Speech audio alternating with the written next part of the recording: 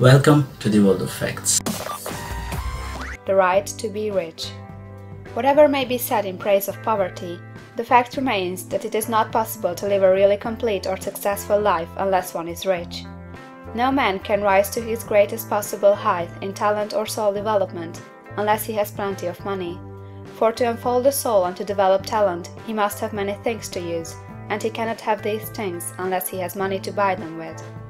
A man develops in mind, soul, and body by making use of things, and society is so organized that man must have money in order to become the possessor of things. Therefore, the basis of all advancement for man must be the science of getting rich. The object of all life is development, and everything that lives has an inalienable right to all the development it is capable of attaining.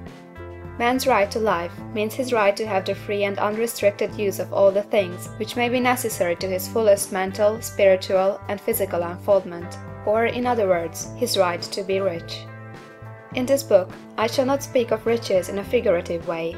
To be really rich does not mean to be satisfied or contented with a little. No man ought to be satisfied with a little if he is capable of using and enjoying more. The purpose of nature is the advancement and unfoldment of life, and every man should have all that can contribute to the power, elegance, beauty, and richness of life. To be content with less is sinful. The man who owns all he wants for the living of all the life he is capable of living is rich, and no man who has not plenty of money can have all he wants. Life has advanced so far, and become so complex, that even the most ordinary man or woman requires a great amount of wealth in order to live in a manner that even approaches completeness. Every person naturally wants to become all that they are capable of becoming. This desire to realize innate possibilities is inherent in human nature. We cannot help wanting to be all that we can be. Success in life is becoming what you want to be. You can become what you want to be only by making use of things, and you can have the free use of things only as you become rich enough to buy them. To understand the science of getting rich is therefore the most essential of all knowledge. There is nothing wrong in wanting to get rich. The desire for riches is really the desire for a richer, fuller, and more abundant life, and that desire is praiseworthy. The man who does not desire to live more abundantly is abnormal, and so the man who does not desire to have money enough to buy all he wants is abnormal. There are three motives for which we live. We live for the body, we live for the mind, we live for the soul. No one of these is better or holier than the other. All are alike desirable, and no one of the three, body, mind, or soul, can live fully if either of the others is cut short of full life and expression. It is not right or noble to live only for the soul and deny mind or body, and it is wrong to live for the intellect and deny body or soul. We are all acquainted with the loathsome consequences of living for the body and denying both mind and soul, and we can see that real life means the complete expression of all that man can give forth through body, mind, and soul. Whatever he can say, no man can be really happy or satisfied unless his body is living fully in every function, and unless the same is true for his mind and his soul. Wherever there is unexpressed possibility, or function not performed, there is unsatisfied desire. Desire is possibility seeking expression, or function seeking performance. Man cannot live fully in body without good food, comfortable clothing, and warm shelter, and without freedom from excessive toil. Rest and recreation are also necessary for his physical life. He cannot live fully in mind without books and time to study them, without opportunity to travel and observation, or without intellectual companionship. To live fully in mind, he must have intellectual recreations, and must surround himself with all the objects of art and beauty he is capable of using and appreciating. To live fully in soul, man must have love, and love is denied expression by poverty. A man's highest happiness is found in the bestowal of benefits on those he loves. Love finds its most natural and spontaneous expression in giving. The man who has nothing to give cannot fill his place as a husband or father, as a citizen, or as a man. It is in the use of material things that a man finds full life for his body, develops his mind, and unfolds his soul. It is therefore for supreme importance to him that he should be rich. It is perfectly right that you should desire to be rich. If you are a normal man or woman, you cannot help doing so. It is perfectly right that you should give your best attention to the science of getting rich, for it is the noblest and most necessary of all studies. If you neglect to study, you are derelict in your duty to yourself, to God and humanity. For you can render to God and humanity no greater service than to make the most of yourself. Like our video, give a thumb up, share with your friends, and subscribe to our channel. Thanks for watching. Subscribe for more.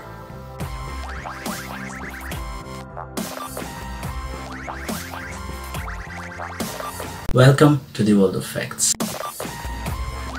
There is a science of getting rich. There is a science of getting rich, and it is an exact science like algebra or arithmetic.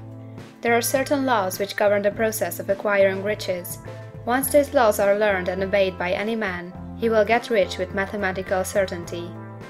The ownership of money and property comes as a result of doing things in a certain way.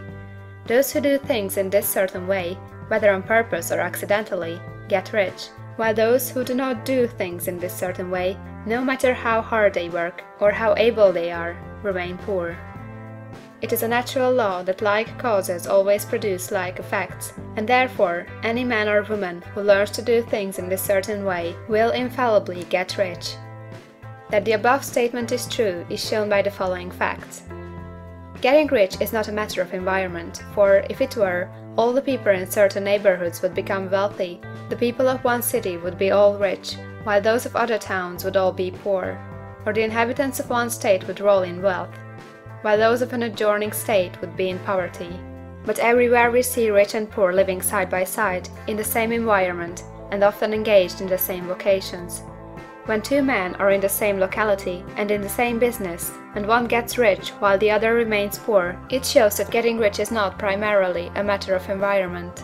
Some environments may be more favorable than others, but when two men in the same business are in the same neighborhood, and one gets rich while the other fails, it indicates that getting rich is a result of doing things in a certain way. And further, the ability to do things in this certain way is not due solely to the possession of talent, for many people who have great talent remain poor, while others who have very little talent get rich.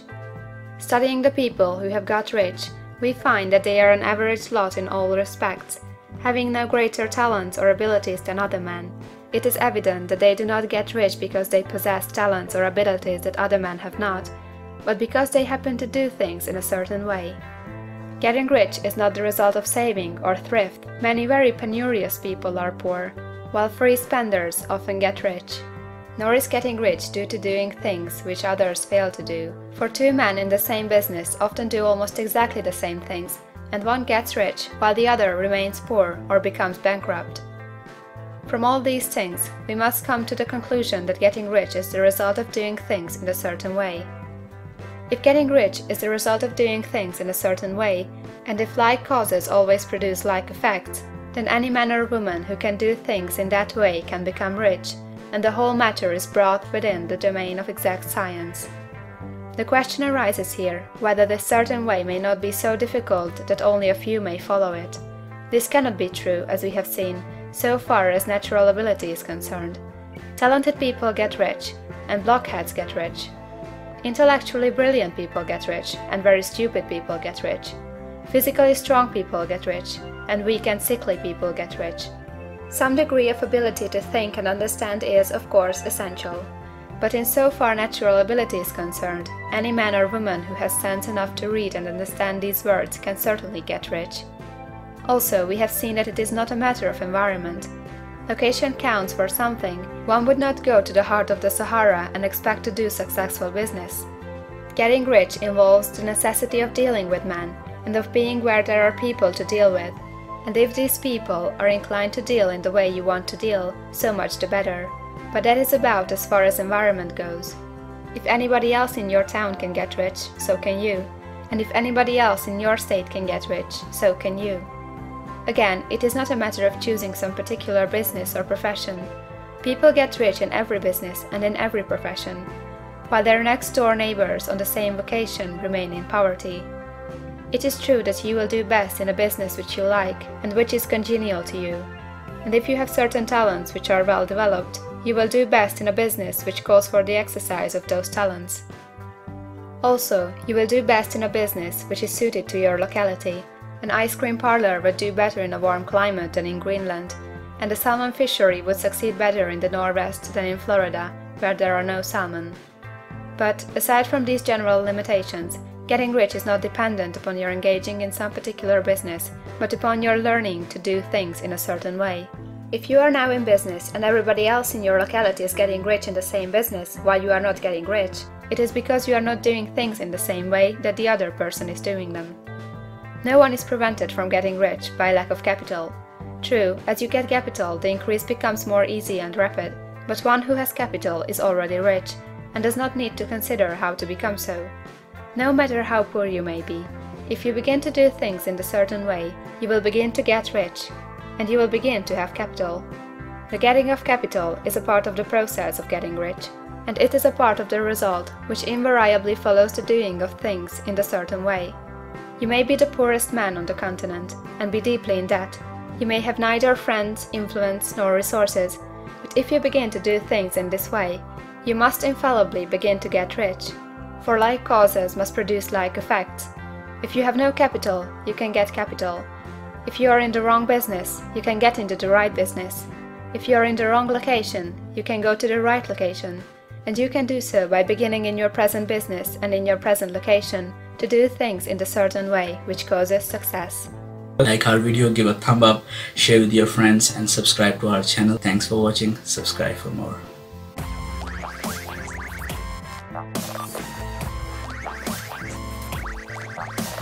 Welcome to the world of facts. Is opportunity monopolized?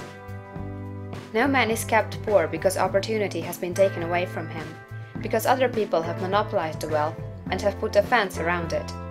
You may be shut off from engaging in business in certain lines, but there are other channels open to you.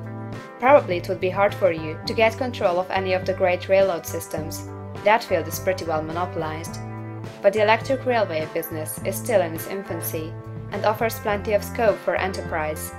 And it will be but a few years until traffic and transportation through the air will become a great industry, and in all its branches will give employment to hundreds of thousands and perhaps to millions of people. Why not turn your attention to the development of aerial transportation, instead of competing with J.J. Hill and others for a chance in the steam railway world? It is quite true that if you are a workman in the employ of the Steel Trust, you have very little chance of becoming the owner of the plant in which you work.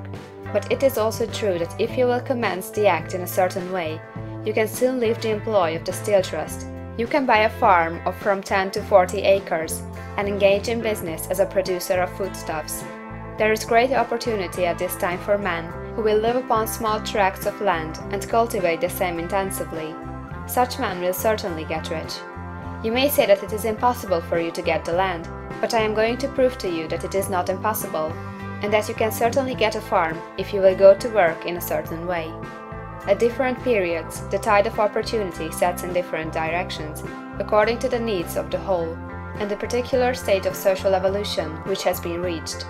At present, in America, it is setting toward agriculture and the allied industries and professions. Today, opportunity is open before the factory worker in his line.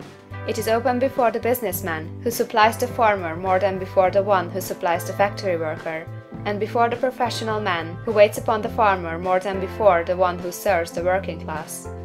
There is abundance of opportunity for the man who will go with the tide, instead of trying to swim against it. So the factory workers, either as individuals or as a class, are not deprived of opportunity. The workers are not being kept down by their masters. They are not being ground by the trusts and combinations of capital. As a class, they are where they are because they do not do things in a certain way. If the workers of America chose to do so, they could follow the example of their brothers in Belgium and other countries, and establish great department stores and cooperative industries. They could elect men of their own class to office, and pass laws favoring the development of such cooperative industries, and in a few years they could take peaceable possession of the industrial field.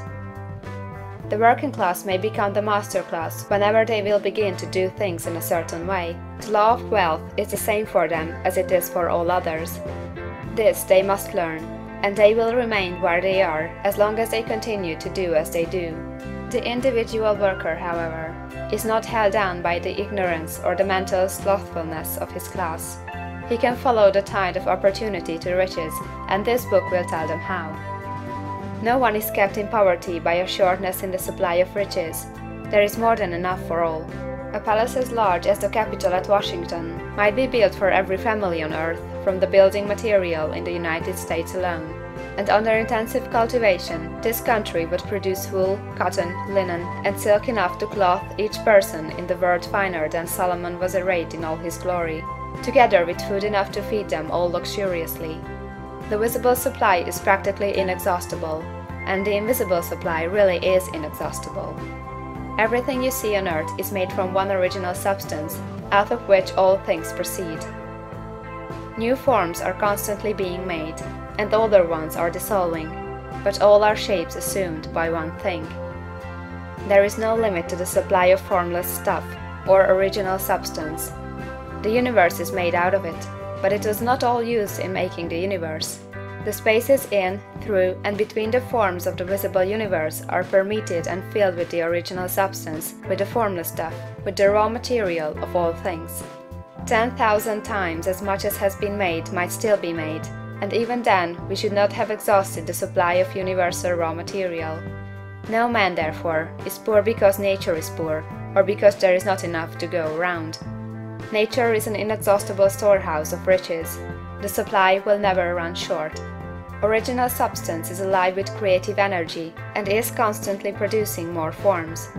When the supply of building material is exhausted, more will be produced.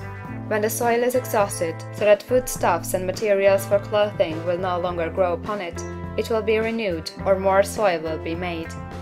When all the gold and silver has been dug from the earth, if man is still in such a stage of social development that he needs gold and silver, more will be produced from the formless.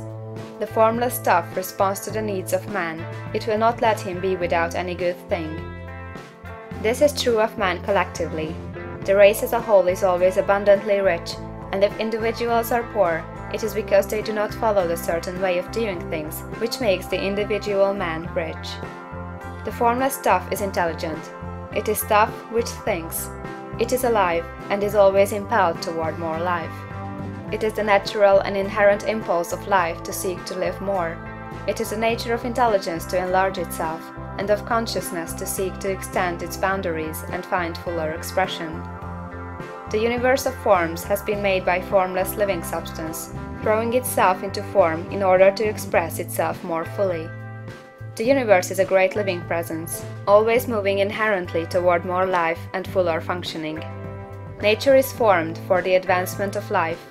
Its impelling motive is the increase of life. For this cause, everything which can possibly minister to life is bountifully provided. There can be no lack unless God is to contradict himself and nullify his own works. You are not kept poor by lack in the supply of riches. It is a fact that I shall demonstrate a little farther on, that even the resources of the formless supply are at the command of the man or woman who will act and think in a certain way. Like our video, give a thumb up, share with your friends, and subscribe to our channel. Thanks for watching. Subscribe for more.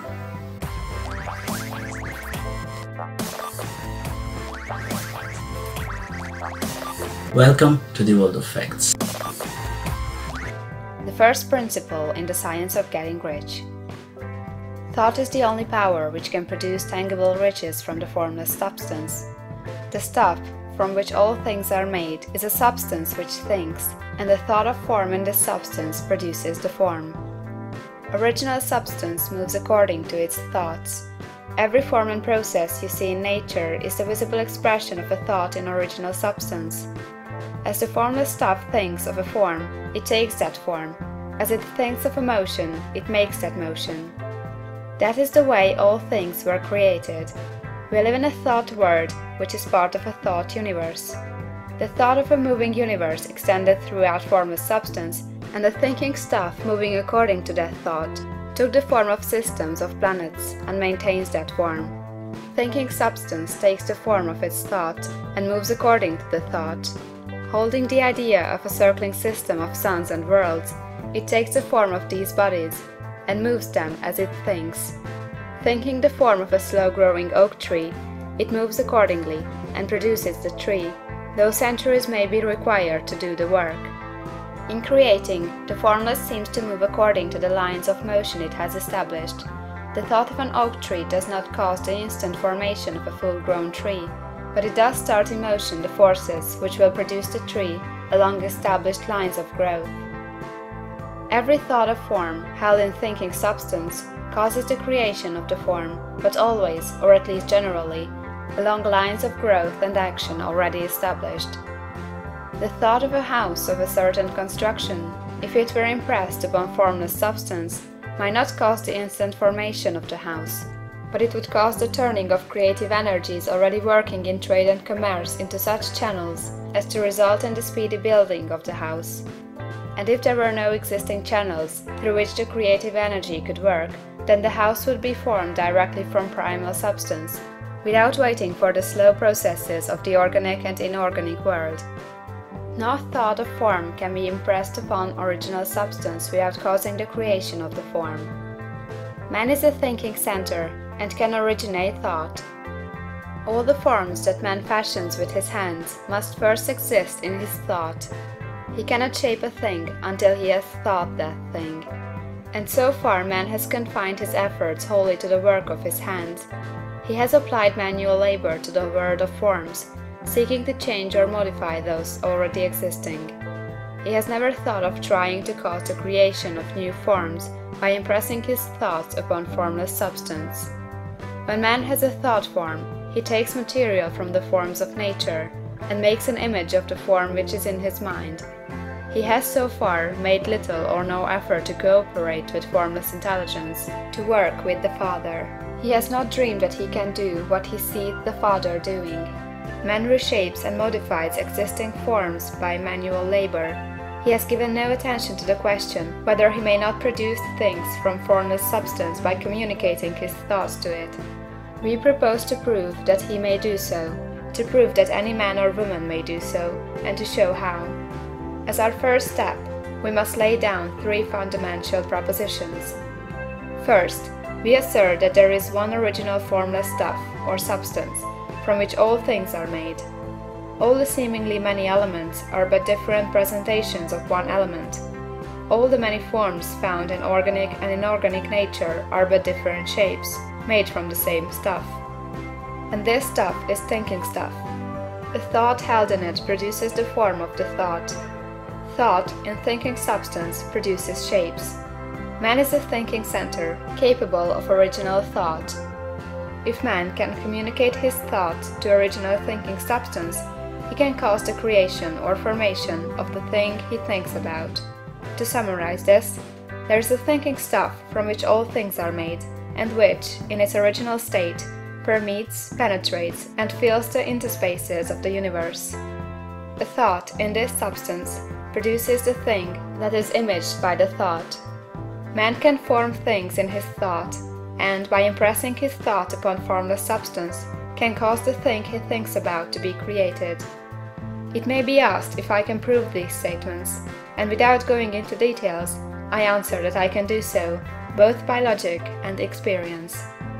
Reasoning back from the phenomena of form and thought, I come to one original thinking substance, and reasoning forward from this thinking substance, I come to man's power to cause the formation of the thing he thinks about. And by experiment, I find the reasoning true, and this is my strongest proof. If one man who reads this book gets rich by doing what it tells him to do, that is evidence in support of my claim. But if every man who does what it tells him to do gets rich, that is positive proof until someone goes through the process and fails. The theory is true until the process fails, and this process will not fail, for every man who does exactly what this book tells him to do will get rich. I have said that man gets rich by doing things in a certain way, and in order to do so, man must become able to think in a certain way. A man's way of doing things is the direct result of the way he thinks about things. To do things in a way you want to do them, you will have to acquire the ability to think the way you want to think. This is the first step toward getting rich. To think what you want to think is to think truth, regardless of appearances. Every man has the natural and inherent power to think what he wants to think, but it requires far more effort to do so than it does to think the thoughts which are suggested by appearances. To think according to appearance is easy. To think truth regardless of appearances is laborious, and requires the expenditure of more power than any other work man is called upon to perform. There is no labor from which most people shrink as they do from that of sustained and consecutive thought. It is the hardest work in the world. This is especially true when truth is contrary to appearances. Every appearance in the visible world tends to produce a corresponding form in the mind which observes it, and this can only be prevented by holding the thought of the truth. To look upon the appearance of disease will produce the form of disease in your own mind, and ultimately in your body, unless you hold the thought of the truth, which is that there is no disease, it is only an appearance, and the reality is health. To look upon the appearances of poverty will produce corresponding forms in your own mind, unless you hold to the truth that there is no poverty, there is only abundance. To think health when surrounded by the appearances of disease, or to think riches when in the midst of appearances of poverty, requires power. But he who acquires this power becomes a mastermind. He can conquer fate, he can have what he wants. This power can only be acquired by getting hold of the basic fact which is behind all appearances, and that fact is that there is one thinking substance from which and by which all things are made. Then we must grasp the truth that every thought held in this substance becomes a form, and that man can so impress his thoughts upon it as to cause them to take form and become visible things. When we realize this, we lose all doubt and fear, for we know that we can create we want to create, we can get what we want to have, and can become what we want to be. As a first step toward getting rich, you must believe the three fundamental statements given previously in this chapter, and in order to emphasize them, I repeat them here. There is a thinking stuff from which all things are made, and which, in its original state, permeates, penetrates, and fills the interspaces of the universe. The thought, in this substance, produces the thing that is imaged by the thought. Man can form things in his thought, and, by impressing his thought upon formless substance, can cause the thing he thinks about to be created. You must lay aside all other concepts of the universe than this monistic one, and you must dwell upon this until it is fixed in your mind, and has become your habitual thought. Read these creed statements over and over again, fix every word upon your memory, and meditate upon them until you firmly believe what they say. If a doubt comes to you, cast it aside as a sin. Do not listen to arguments against this idea. Do not go to churches or lectures where a contrary concept of things is taught or preached. Do not read magazines or books which teach a different idea. If you get mixed up in your faith, all your efforts will be in vain. Do not ask why these things are true, nor speculate as to how they can be true. Simply take them on trust. The science of getting rich begins with the absolute acceptance of this faith. Like our video, give a thumb up, share with your friends, and subscribe to our channel. Thanks for watching. Subscribe for more.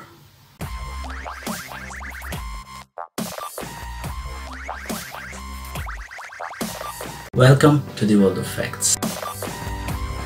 Increasing life. You must get rid of the last vestige of the old idea that there is a deity whose will it is that you should be poor, or whose purposes may be served by keeping you in poverty. The intelligent substance which is all, and in all, and which lives in all, and lives in you, is a consciously living substance. Being a consciously living substance, it must have the nature and inherent desire of every living intelligence for increase of life. Every living thing must continually seek for the enlargement of its life, because life, in the mere act of living, must increase itself. A seed, dropped into the ground, springs into activity, and in the act of living produces 100 more seeds. Life, by living, multiplies itself. It is forever becoming more. It must do so if it continues to be at all. Intelligence is under the same necessity for continuous increase. Every thought we think makes it necessary for us to think another thought.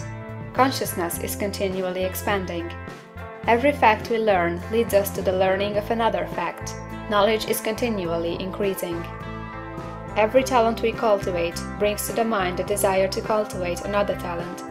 We are subject to the urge of life, seeking expression, which ever drives us on to know more, to do more, and to be more. In order to know more, do more, and be more, we must have more. We must have things to use, for we learn and do and become only by using things. We must get rich so that we can live more. The desire for riches is simply the capacity for larger life seeking fulfillment. Every desire is the effort of an unexpressed possibility to come into action. It is power seeking to manifest which causes desire. That which makes you want more money is the same as that which makes the plant grow. It is life, seeking fuller expression. The one living substance must be subject to this inherent law of all life. It is permeated with the desire to live more. That is why it is under the necessity of creating things. The one substance desires to live more in you, hence it wants you to have all the things you can use. It is the desire of God that you should get rich. He wants you to get rich, because he can express himself better through you if you have plenty of things to use in giving him expression. He can live more in you if you have unlimited command of the means of life. The universe desires you to have everything you want to have. Nature is friendly to your plans. Everything is naturally for you. Make up your mind that this is true. It is essential, however, that your purpose should harmonize with the purpose that is in all. You must want real life, not mere pleasure of sensual gratification. Life is the performance of function, and the individual really lives only when he performs every function, physical, mental, and spiritual, of which he is capable, without excess in any. You do not want to get rich in order to live swinishly, for the gratification of animal desires. That is not life. But the performance of every physical function is a part of life, and no one lives completely who denies the impulses of the body a normal and healthful expression. You do not want to get rich solely to enjoy mental pleasures, to get knowledge, to gratify ambition, to outshine others, to be famous. All these are a legitimate part of life, but the man who lives for the pleasures of the intellect alone will only have a partial life, and he will never be satisfied with his lot. You do not want to get rich solely for the good of others, to lose yourself for the salvation of mankind, to experience the joys of philanthropy and sacrifice. The joys of the soul are only a part of life, and they are no better nor nobler than any other part. You want to get rich in order that you may eat, drink, and be merry when it is time to do these things, in order that you may surround yourself with beautiful things, see distant lands, feed your mind, and develop your intellect, in order that you may love man and do kind things, and be able to play a good part in helping the world to find truth. But remember that extreme altruism is no better nor nobler than extreme selfishness. Both are mistakes. Get rid of the idea that God wants you to sacrifice yourself for others, and that you can secure his favor by doing so. God requires nothing of the kind. What he wants you is that you should make the most of yourself, for yourself and for others. And you can help others more by making the most of yourself than in any other way. You can make the most of yourself only by getting rich. So it is right and praiseworthy that you should give your first and best thought to the work of acquiring wealth. Remember, however, that the desire of substance is for all, and its movements must be for more life to all. It cannot be made to work for less life to any, because it is equally in all, seeking riches and life. Intelligent substance will make things for you, but it will not take things away from someone else and give them to you. You must get rid of the thought of competition. You are to create, not to compete for what is already created. You do not have to take anything from anyone. You do not have to drive sharp bargains. You do not have to cheat or to take advantage. You do not need to let any man work for you for less than he earns. You do not have to covet the property of others, or to look at it with wistful eyes. No man has anything of which you cannot have the like, and that without taking what he has away from him. You are to become a creator, not a competitor. You are going to get what you want, but in such a way that when you get it, every other man will have more than he has now. I am aware that there are men who get a vast amount of money by proceeding in direct opposition to the statements in the paragraph above, and may add a word of explanation here. Men of the plutocratic type, who become very rich, do so sometimes purely by their extraordinary ability on the plane of competition, and sometimes they unconsciously relate themselves to substance in its great purposes and movements for the general racial upbuilding through industrial evolution. Rockefeller, Carnegie, Morgan, and others have been the unconscious agents of the supreme in the necessary work of systematizing and organizing productive industry, and in the end, their work will contribute immensely toward increased life for all. Their day is nearly over. They have organized production, and will soon be succeeded by the agents of the multitude, who will organize the machinery of distribution. The multimillionaires are like the monster reptiles of the prehistoric eras. They play a necessary part in the evolutionary process, but the same power which produced them will dispose of them. And it is well to bear in mind that they have never been really rich. A record of the private lives of most of this class will show that they have really been the most abject and wretched of the poor. Riches secured on the competitive plane are never satisfactory and permanent. They are yours today and another's tomorrow. Remember, if you are to become rich in a scientific and certain way, you must rise entirely out of the competitive thought. You must never think for a moment that the supply is limited. Just as soon as you begin to think that all the money is being cornered and controlled by bankers and others, and that you must exert yourself to get laws passed to stop this process and so on, in that moment you drop into the competitive mind, and your power to cause creation is gone for the time being, and what is worse, you will probably arrest the creative movements you have already instituted. Know that there are countless millions of dollars worth of gold in the mountains of the earth, not yet brought to light, and know that if there were not, more would be created from thinking substance to supply your needs. Know that the money you need will come, even if it is necessary for 1,000 men to be led to the discovery of new gold mines tomorrow. Never look at the visible supply, look always at the limitless riches in formless substance, and know that they are coming to you as fast as you can receive and use them. Nobody, by cornering the visible supply, can prevent you from getting what is yours. So never allow yourself to think for an instant that all the best building spots will be taken before you get ready to build your house, unless you hurry. Never worry about the trust and combines, and get anxious for fear they will soon come to own the whole earth. Never get afraid that you will lose what you want because some other person beats you to it. That cannot possibly happen. You are not seeking anything that is possessed by anybody else. You are causing what you want to be created from formless substance, and the supply is without limits. Stick to the formulated statement. There is a thinking stuff from which all things are made, and which, in its original state, permeates, penetrates, and fills the interspaces of the universe. A thought, in this substance, produces the thing that is imaged by the thought. Man can form things in his thought, and, by impressing his thought upon formless substance, can cause the thing he thinks about to be created.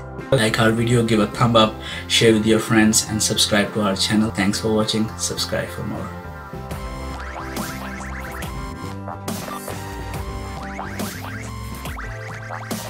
Welcome to the world of facts. How riches come to you. When I say that you do not have to drive sharp bargains, I do not mean that you do not have to drive any bargains at all, or that you are above the necessity for having any dealings with your fellow man. I mean that you will not need to deal with them unfairly. You do not have to get something for nothing, but can give to every man more than you take from him. You cannot give every man more in cash market value than you take from him, but you can give him more in use value than the cash value of the thing you take from him. The paper, ink, and other material in this book may not be worth the money you pay for it, but if the ideas suggested in it bring you thousands of dollars, you have not been wronged by those who sold it to you. They have given you a great use value for a small cash value. Let us suppose that I own a picture by one of the greatest artists, which, in any civilized community, is worth thousands of dollars. I take it to Baffin Bay, and by salesmanship induce an Eskimo to give a bundle of furs worth 500 for it. I have really wronged him, for he has no use for the picture. It has no use value to him. It will not add to his life. But suppose I give him a gun, worth $50 for his furs. Then he has made a good bargain. He has use for the gun. It will get him many more furs and much food. It will add to his life in every day.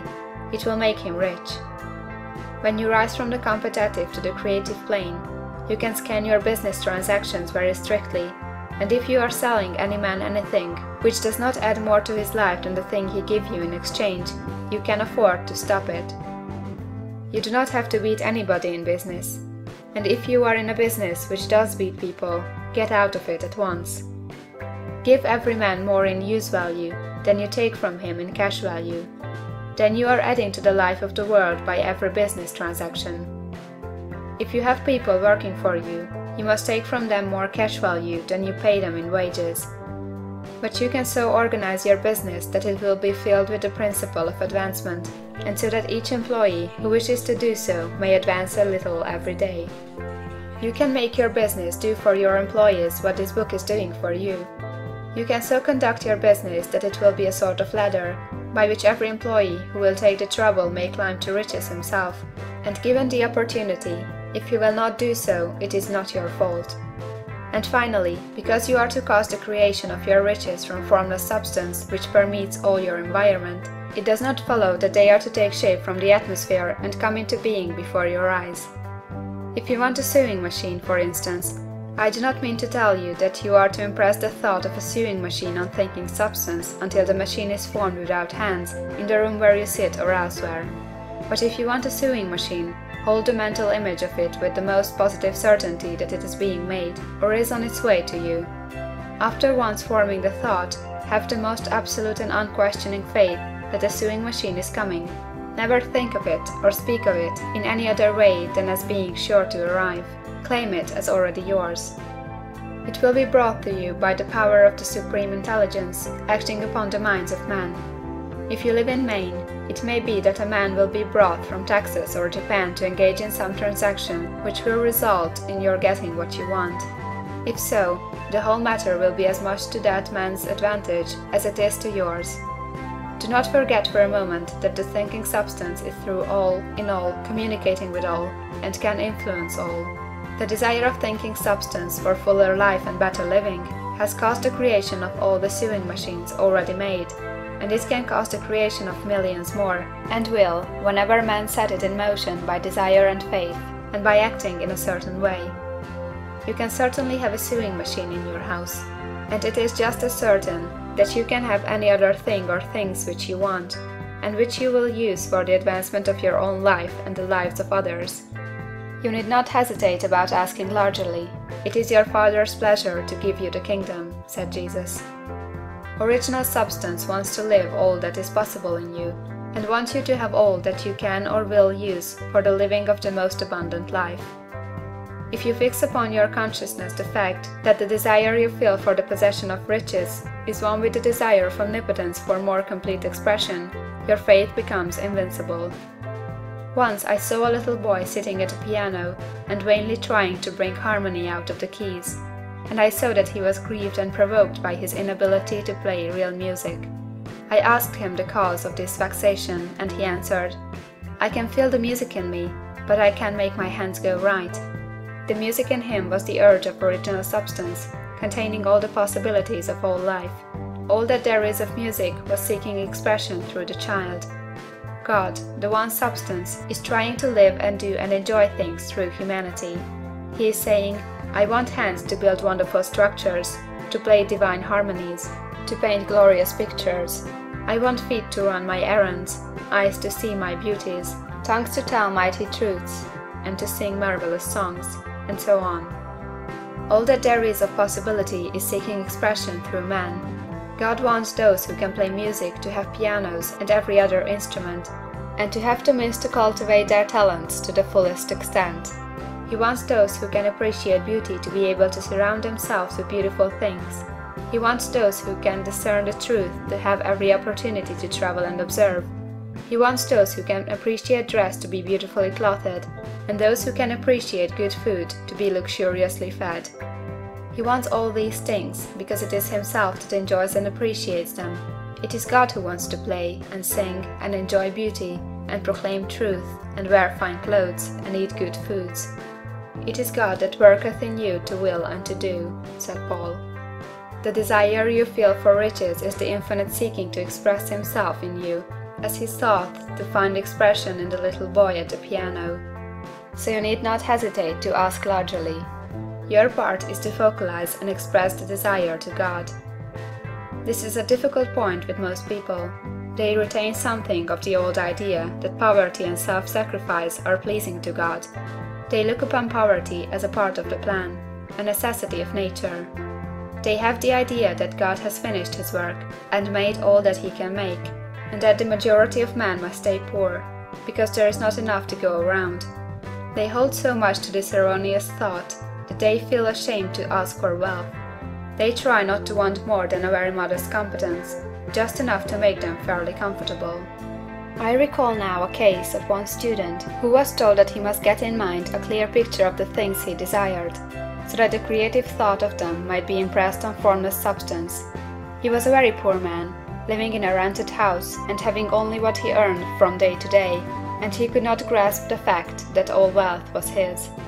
So, after thinking the matter over, he decided that he might reasonably ask for a new rug on the floor of his best room and an anthracite coal stove to heat the house during the cold winter. Following the instructions given in this book, he obtained these things in a few months, and then it dawned upon him that he had not asked enough.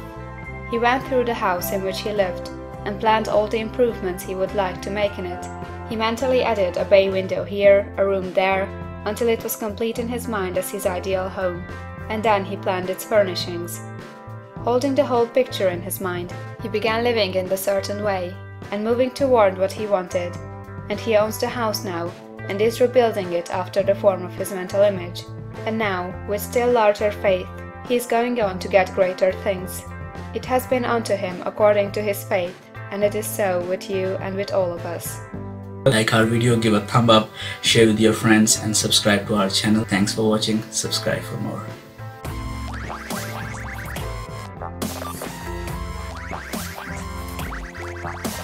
Welcome to the world of facts. Gratitude.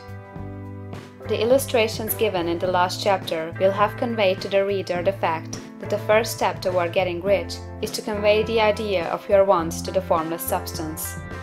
This is true, and you will see that in order to do so, it becomes necessary to relate yourself to the formless intelligence in a harmonious way. To secure this harmonious relation is a matter of such primary and vital importance that I shall give some space to its discussion here, and give you instructions which, if you will follow them, will be certain to bring you into perfect unity of mind with God. The whole process of mental adjustment and atonement can be summed up in one word: gratitude. First, you believe that there is one intelligent substance, from which all things proceed. Second, you believe that this substance gives you everything you desire. And third, you relate yourself to it by a feeling of deep and profound gratitude. Many people who order their lives rightly in all other ways are kept in poverty by their lack of gratitude. Having received one gift from God, they cut the wires which connect them with Him by failing to make acknowledgement. It is easy to understand that the nearer we live to the source of wealth, the more wealth we shall receive. And it is easy also to understand that the soul that is always grateful lives in closer touch with God than the one which never looks to Him in thankful acknowledgement. The more gratefully we fix our minds on the Supreme when good things come to us, the more good things we will receive, and the more rapidly they will come. And the reason simply is that the mental attitude of gratitude draws the mind into closer touch with the source from which the blessings come. If it is a new thought to you that gratitude brings your whole mind into closer harmony with the creative energies of the universe, consider it well, and you will see that it is true. The good things you already have come to you along the line of obedience to certain laws. Gratitude will lead your mind out along the ways by which things come, and it will keep you in close harmony with creative thought and prevent you from falling into competitive thought. Gratitude alone can keep you looking toward the all, and prevent you from falling into the error of thinking of the supply as limited, and to do that would be fatal to your hopes. There is a law of gratitude, and it is absolutely necessary that you should observe the law, if you are to get the results you seek. The law of gratitude is the natural principle that action and reaction are always equal and in opposite directions. The grateful outreaching of your mind in thankful praise to the Supreme is a liberation or expenditure of force. It cannot fail to reach that to which it addressed, and the reaction is an instantaneous movement towards you. Draw nigh unto God, and He will draw nigh unto you. That is a statement of psychological truth. And if your gratitude is strong and constant, the reaction in formless substance will be strong and continuous. The movement of the things you want will be always toward you. Notice the grateful attitude that Jesus took, how he always seems to be saying, "I thank thee, Father, that thou hearest me." You cannot exercise much power without gratitude, for it is gratitude that keeps you connected with power. But the value of gratitude does not consist solely in getting you more blessings in the future. Without gratitude, you cannot long keep from dissatisfied thought regarding things as they are. The moment you permit your mind to dwell with dissatisfaction upon things as they are, you begin to lose ground. You fix attention upon the common, the ordinary, the poor, and the squalid and mean, and your mind takes the form of these things. Then you will transmit these forms or mental images to the formless, and the common, the poor, the squalid, the mean will come to you. To permit your mind to dwell upon the inferior is to become inferior and to surround yourself with inferior things. On the other hand, to fix your attention on the best is to surround yourself with the best and to become the best. The creative power within us makes us into the image of that to which we give our attention. We are thinking substance, and thinking substance always takes the form of that to which it thinks about. The grateful mind is constantly fixed upon the best. Therefore, it tends to become the best. It takes the form or character of the best, and will receive the best. Also, faith is born of gratitude. The grateful mind continually expects good things, and expectation becomes faith. The reaction of gratitude upon one's own mind produces faith, and every outgoing wave of grateful thanksgiving increases faith. He who has no feeling of gratitude cannot long retain a living faith, and without a living faith you cannot get rich by the creative method, as we shall see in the following chapters. It is necessary, then, to cultivate the habit of being grateful for every good thing that comes to you, and to give thanks continuously. And because all things have contributed to your advancement, you should include all things in your gratitude. Do not waste time thinking or talking about the shortcomings or wrong actions of plutocrats or trust magnates. Their organization of the world has made your opportunity. All you get really comes to you because of them. Do not rage against corrupt politicians. If it were not for politicians, we should fall into anarchy, and your opportunity would be greatly lessened. God has worked a long time and very patiently to bring us up to where we are in industry and government, and He's going right on with His work. There is not the least doubt that He will do away the plutocrats, trust magnates, captains of industry, and politicians as soon as they can be spared. But in the meantime, behold, they are all very good. Remember that they are all helping to arrange the lines of transmission along which your riches will come to you, and be grateful to them all. This will bring you into harmonious relations with the good in everything, and the good in everything will move toward you. Like our video, give a thumb up, share with your friends, and subscribe to our channel. Thanks for watching. Subscribe for more.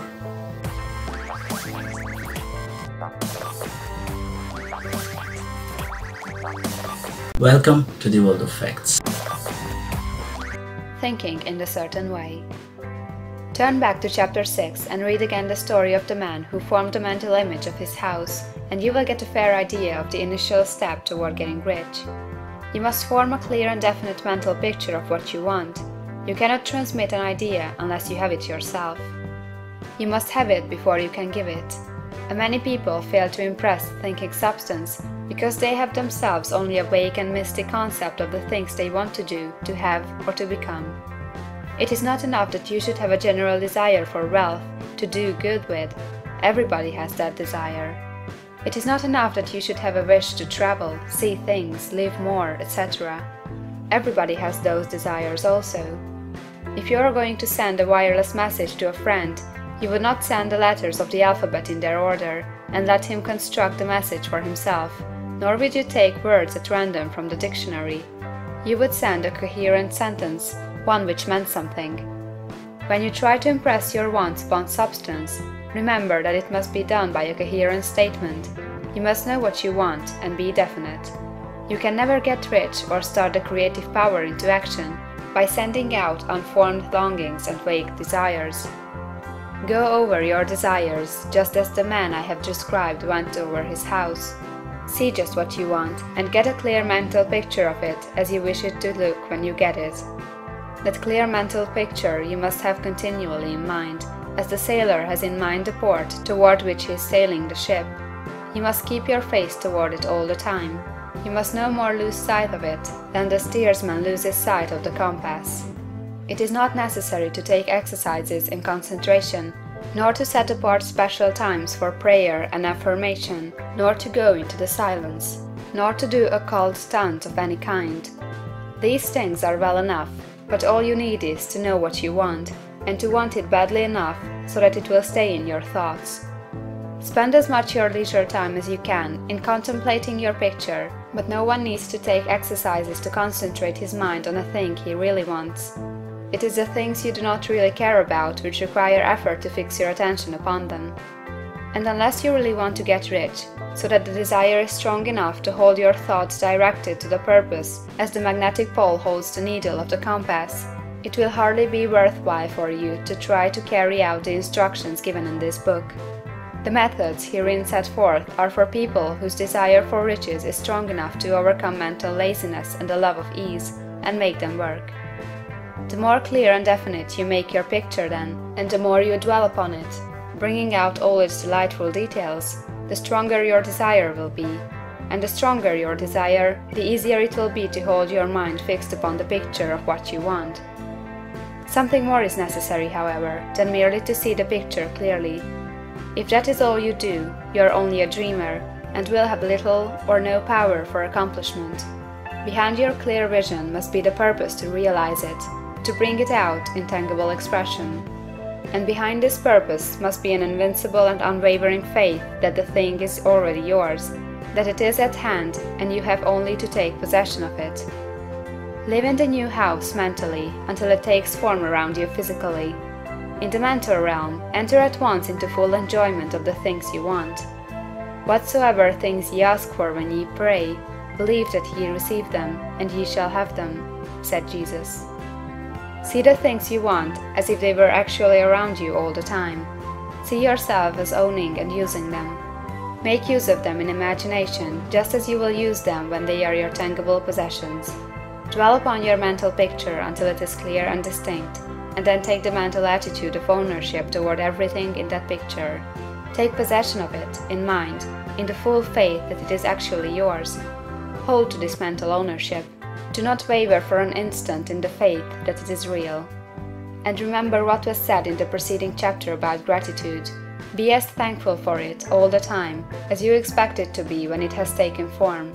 The man who can sincerely thank God for the things which as yet he owns only in imagination has real faith. He will get rich. He will cause the creation of whatsoever he wants. You do not need to pray repeatedly for things you want. It is not necessary to tell God about it every day. Use not vain repetitions as the heathen do, said Jesus to his pupils, for your Father knoweth that ye have need of these things before ye ask him. Your part is to intelligently formulate your desire for the things which make for a larger life, and to get these desire arranged into a coherent whole, and then to impress this whole desire upon the formless substance, which has the power and the will to bring you what you want. You do not make this impression by repeating strings of words. You make it by holding the vision with unshakable purpose to attain it, and with steadfast faith that you do attain it. The answer to prayer is not according to your faith while you are talking, but according to your faith while you are working. You cannot impress the mind of God by having a special Sabbath day set apart to tell him what you want, and forgetting him during the rest of the week. You cannot impress him by having special hours to go into your closet and pray, if you then dismiss the matter from your mind until the hour of prayer comes again. Oral prayer is well enough, and has its effect, especially upon yourself, in clarifying your vision and strengthening your faith. But it is not your oral petitions which get you what you want. In order to get rich, you do not need a sweet hour of prayer. You need to pray without ceasing. And by prayer, I mean holding steadily to your vision, with the purpose to cause its creation into solid form, and the faith that you are doing so. Believe that ye receive them. The whole matter turns on receiving, once you have clearly formed your vision. When you have formed it, it is well to make an oral statement, addressing the Supreme in reverent prayer, and from that moment you must, in mind, receive what you ask for. Live in the new house, wear the fine clothes, ride in the automobile, go on the journey, and confidently plan for greater journeys. Think and speak of all the things you have asked for in terms of actual present ownership. Imagine an environment and a financial condition exactly as you want them, and live all the time in that imaginary environment and financial condition. Mind, however, that you do not do this as a mere dreamer or castle builder. Hold to the faith that the imaginary is being realized, and to the purpose to realize it. Remember that it is faith and purpose in the use of the imagination which makes the difference between the scientist and the dreamer. And having learned this fact, it is here that you must learn the proper use of the will. Like our video, give a thumb up, share with your friends, and subscribe to our channel. Thanks for watching. Subscribe for more.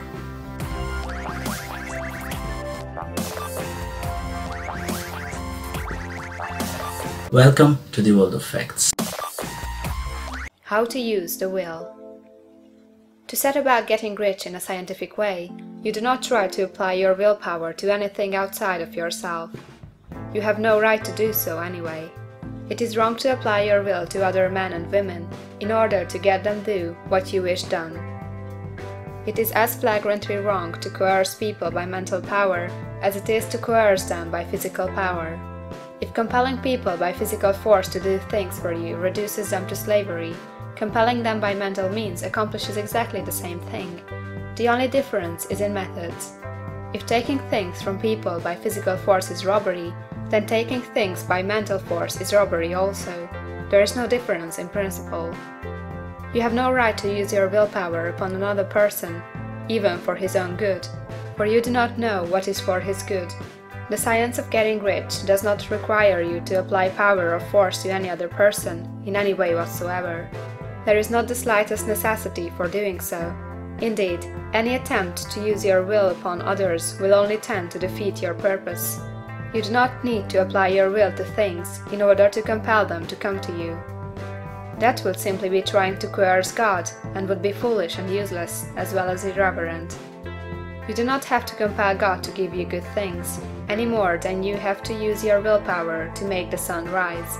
You do not have to use your willpower to conquer an unfriendly deity, or to make stubborn and rebellious forces do your bidding. Substance is friendly to you, and is more anxious to give you what you want than you are to get it. To get rich, you need only to use your willpower upon yourself. When you know what to think or do, then you must use your will to compel yourself to think and do the right things. That is the legitimate use of the will in getting what you want, to use it in holding yourself to the right course. Use your will to keep yourself thinking and acting in a certain way. Do not try to project your will, or your thoughts, or your mind out into space, to act on things or people. Keep your mind at home. It can accomplish more there than elsewhere. Use your mind to form a mental image of what you want, and to hold that vision with faith and purpose. And use your will to keep your mind working in the right way. The more steady and continuous your faith and purpose, the more rapidly you will get rich, because you will make only positive impressions upon substance, and you will not neutralize or offset them by negative impressions. The picture of your desires, held with faith and purpose, is taken up by the formless, and permits it to great distances throughout the universe for all I know. As this impression spreads, all things are set moving toward its realization.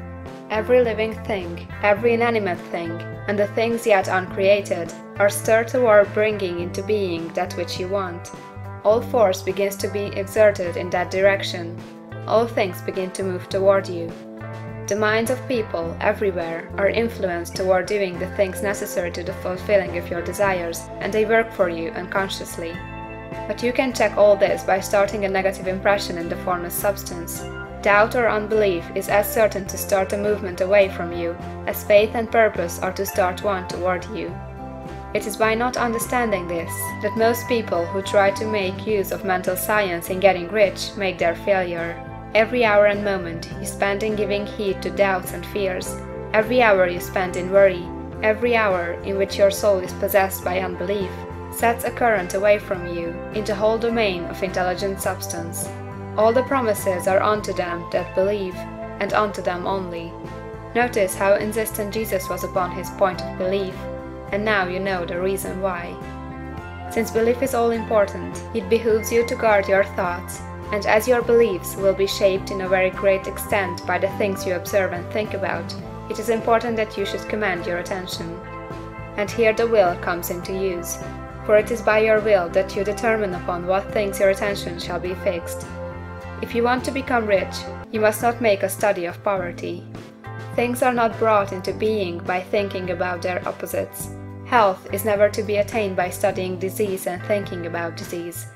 Righteousness is not to be promoted by studying sin and thinking about sin. And no one ever got rich by studying poverty and thinking about poverty. Medicine as a science of disease has increased disease. Religion as science of sin has promoted sin. And economics as a study of poverty will fill the world with wretchedness and want. Do not talk about poverty, do not investigate it or concern yourself with it. Never mind what its causes are. You have nothing to do with them. What concerns you is the cure. Do not spend your time in charitable work or charity movements. All charity only tends to perpetuate the wretchedness it aims to eradicate. I do not say that you should be hard-hearted or unkind and refuse to hear the cry of need. But you must not try to eradicate poverty in any of the conventional ways. Put poverty behind you, and put all that pertains to it behind you and make good. Get rich, that is the best way you can help the poor. And you cannot hold the mental image which is to make you rich, if you fill your mind with pictures of poverty. Do not read books or papers which give you circumstantial accounts of the wretchedness of the tenement dwellers, of the horrors of child labor, and so on. Do not read anything which fills your mind with gloomy images of want and suffering. You cannot help the poor in the least by knowing about these things, and the widespread knowledge of them does not tend to all to do away with poverty.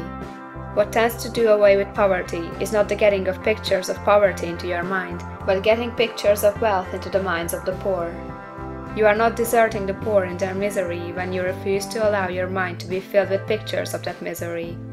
Poverty can be done away with, not by increasing the number of well-to-do people to think about poverty, but by increasing the number of poor people who purpose with faith to get rich. The poor do not need charity, they need inspiration. Charity only sends them a loaf of bread to keep them alive in their wretchedness, or gives them an entertainment to make them forget for an hour or two, but inspiration will cause them to rise out of their misery. If you want to help the poor, demonstrate to them that they can become rich. Prove it by getting rich yourself. The only way in which poverty will ever be banished from this world is by getting a large and constantly increasing number of people to practice the teaching of this book. People must be taught to become rich by creation, not by competition. Every man who becomes rich by competition throws down behind him the ladder by which he rises, and keeps others down. But every man who gets rich by creation opens a way for thousands to follow him, and inspires them to do so. You are not showing hardness of heart or an unfeeling disposition when you refuse to pity poverty, see poverty, read about poverty, or think and talk about it, or to listen to those who do talk about it. Use your willpower to keep your mind off the subject of poverty, and to keep it fixed with faith and purpose on the vision of what you want.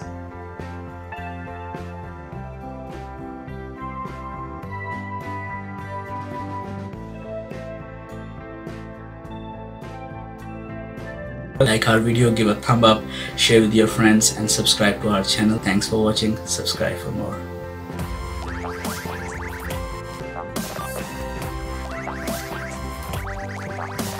Welcome to the world of facts. Further use of the will. You cannot retain a true and clear vision of wealth if you are constantly turning your attention to opposing pictures, whether they be external or imaginary. Do not tell of your past troubles of a financial nature, if you have had them. Do not think of them at all. Do not tell of the poverty of your parents, or the hardships of your early life. To do any of these things is to mentally class yourself with the poor for the time being, and it will certainly check the movement of things in your direction. Let the dead bury their dead, as Jesus said. Put poverty and all things that pertain to poverty completely behind you. You have accepted a certain theory of the universe as being correct, and are resting all your hopes of happiness on its being correct. And what can you gain by giving heed to conflicting theories? Do not read religious books which tell you that the world is soon coming to an end. And do not read the writing of muckrakers and pessimistic philosophers who tell you that it is going to the devil. The world is not going to the devil, it is going to God. It is wonderful becoming. True, there may be a good many things in existing conditions which are disagreeable, but what is the use of studying them when they are certainly passing away, and when the study of them only tends to check their passing and keep them with us? Why give time and attention to things which are being removed by evolutionary growth, when you can hasten their removal only by promoting the evolutionary growth as far as your part of it goes? No matter how horrible and seeming may be the conditions in certain countries, sections, or places, you waste your time and destroy your own chances by considering them. You should interest yourself in the world's becoming rich. Think of the riches the world is coming into, instead of the poverty it is growing out of. And bear in mind that the only way in which you can assist the world in growing rich is by growing rich yourself through the creative method, not the competitive one. Give your attention wholly to the riches. Ignore poverty. Whenever you think or speak of those who are poor, think and speak of them as those who are becoming rich, as those who are to be congratulated rather than pitied. Then they and others will catch the inspiration and begin to search for the way out. Because I say that you are to give your whole time and mind and thought to riches, it does not follow that you are to be sordid or mean. To become really rich is the noblest aim you can have in life, for it includes everything else. On the competitive plane, the struggle to get rich is a godless scramble for power over other men, but when we come into the creative mind, all this is changed. All that is possible in the way of greatness and soul unfoldment, of service and lofty endeavor, comes by way of getting rich. All is made possible by the use of things. If you lack for physical health, you will find that the attainment of it is conditional on your getting rich.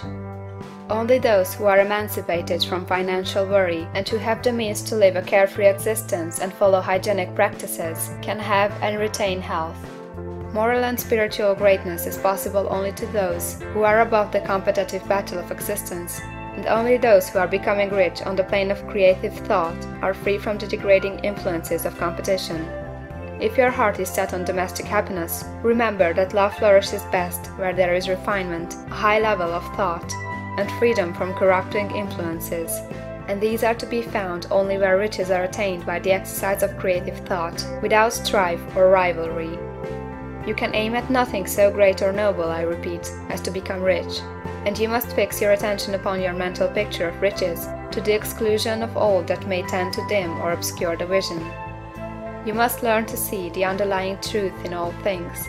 You must see beneath all seemingly wrong conditions the great one life ever moving forward toward fuller expression and more complete happiness. It is the truth that there is no such thing as poverty, that there is only wealth. Some people remain in poverty because they are ignorant of the fact that there is wealth for them, and these can be best taught by showing them the way of affluence in your own person and practice. Others are poor because, while they feel that there is a way out, they are too intellectually indolent to put forth the mental effort necessary to find that way and by travel it, and for these the very best thing you can do is to arouse their desire by showing them the happiness that comes from being rightly rich. Others still are poor because, while they have some notion of science, they have become so swamped and lost in the maze of metaphysical and occult theories that they do not know which road to take. They try a mixture of many systems and fail in all. For these again the very best thing to do is to show the right way in your own person and practice. An ounce of doing things is worth a pound of theorizing. The very best thing you can do for the whole world is to make the most of yourself. You can serve God and man in no more effective way than by getting rich. That is, if you get rich by the creative method and not by the competitive one. Another thing, we assert that this book gives in detail the principles of the science of getting rich, and if that is true, you do not need to read any other book upon the subject. This may sound narrow and egoistical, but consider, there is no more scientific method of computation in mathematics than by addition, subtraction, multiplication, and division. No other method is possible. There can be but one shortest distance between 2 points. There is only one way to think scientifically, and that is to think in the way that leads to the most direct and simple route to the goal. No man has yet formulated a briefer or less complex system than the one set forth herein. It has been stripped of all non-essentials. When you commence on this, lay all others aside. Put them out of your mind altogether. Read this book every day, keep it with you, commit it to memory, and do not think about other systems and theories. If you do, you will begin to have doubts, and to be uncertain and wavering in your thought, and then you will begin to make failures. After you have made good and become rich, you may study other systems as much as you please, but until you are quite sure that you have gained what you want, do not read anything on this line but this book, unless it be the authors mentioned in the preface. And read only the most optimistic comments on the world's news, those in harmony with your picture. Also, postpone your investigations into the occult. Do not dabble in theosophy, spiritualism, or kindred studies. It is very likely that the dead still live and are near, but if they are, let them alone. Mind your own business. Wherever the spirits of the dead may be, they have their own work to do and their own problems to solve, and we have no right to interfere with them. We cannot help them, and it is very doubtful whether they can help us, or whether we have any right to trespass upon their time if they can. Let the dead and the hereafter alone, and solve your own problem, get rich. If you begin to mix with the occult, you will start mental cross-currents which will surely bring your hopes to shipwreck. Now, this and the preceding chapters have brought us to the following statement of the basic facts.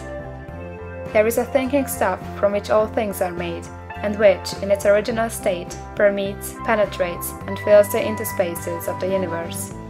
A thought in this substance produces the thing that is imaged by the thought. Man can form things in his thought, and, by impressing his thought upon formless substance, can cause the thing he thinks about to be created. In order to do this, man must pass from the contemplative to the creative mind. He must form a clear mental picture of the things he wants, and hold this picture in his thoughts with the fixed purpose to get what he wants, and the unwavering faith that he does get what he wants, closing his mind against all that may tend to shake his purpose, dim his vision, or quench his faith. And in addition to all this, we shall now see that he must live and act in a certain way. Like our video, give a thumb up, share with your friends, and subscribe to our channel. Thanks for watching. Subscribe for more.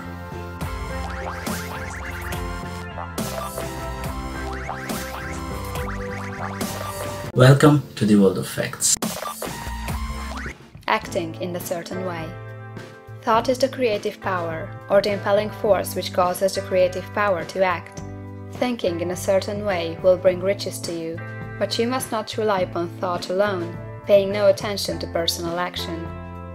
That is the rock upon which many otherwise scientific metaphysical thinkers meet shipwreck, the failure to connect thought with personal action. We have not yet reached the stage of development, even supposing such a stage to be possible, in which man can create directly from formless substance without nature's processes or the work of human hands. Man must not only think, but his personal action must supplement his thought.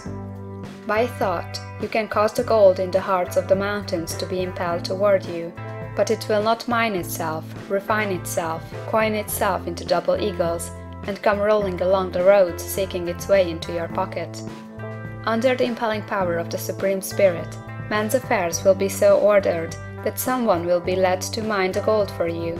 Other men's business transactions will be so directed that the gold will be brought toward you, and you must so arrange your own business affairs that you may be able to receive it when it comes to you. Your thought makes all things, animate and inanimate, work to bring you what you want. But your personal activity must be such that you can rightly receive what you want when it reaches you. You are not to take it as charity, nor to steal it. You must give every man more in use value than he gives you in cash value. The scientific use of thought consists in forming a clear and distinct mental image of what you want, in holding fast to the purpose to get what you want, and in realizing with grateful faith that you do get what you want.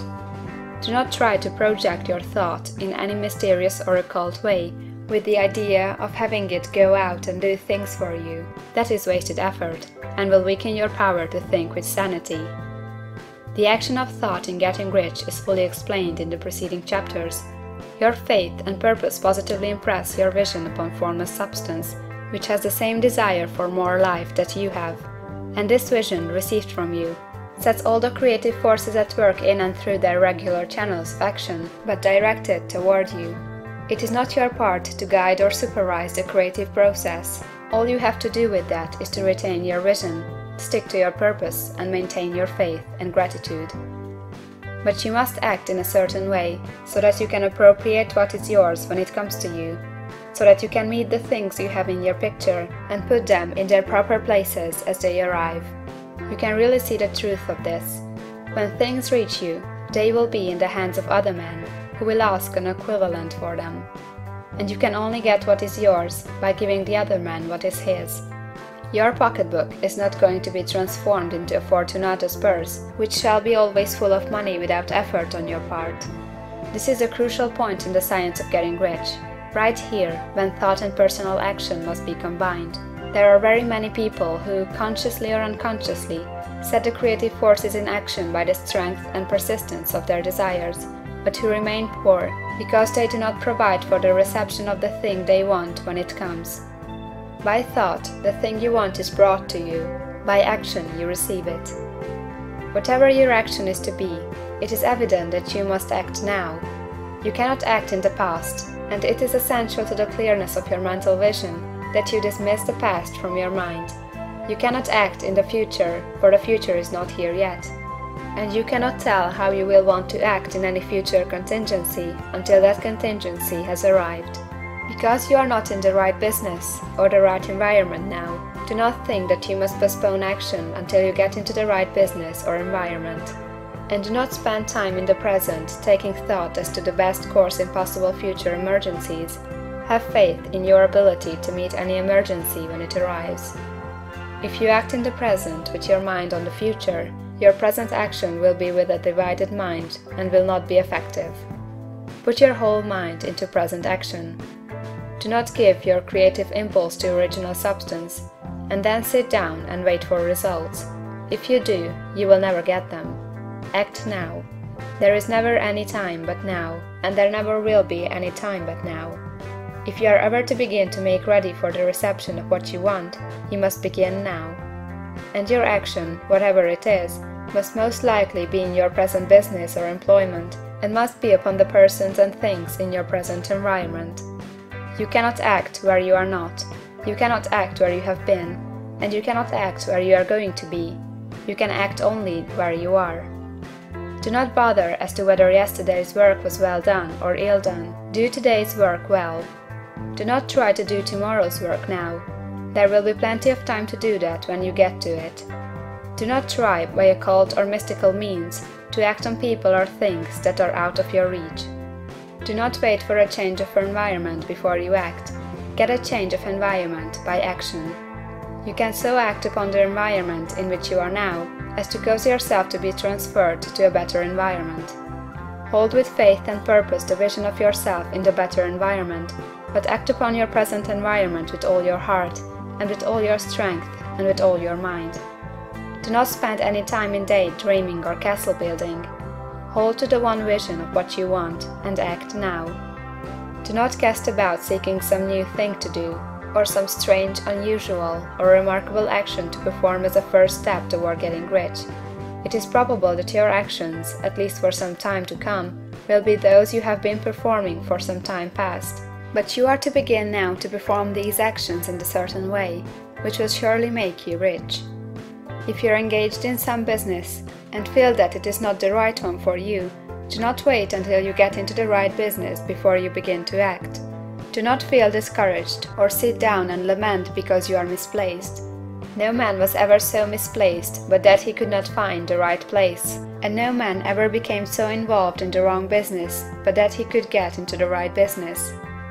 Hold the vision of yourself in the right business with the purpose to get into it, and the faith that you will get into it and are getting into it. But act in your present business. Use your present business as the means of getting a better one, and use your present environment as the means of getting into a better one. Your vision of the right business, if held with faith and purpose, will cause the Supreme to move the right business toward you, and your action, if performed in the certain way, will cause you to move toward the business.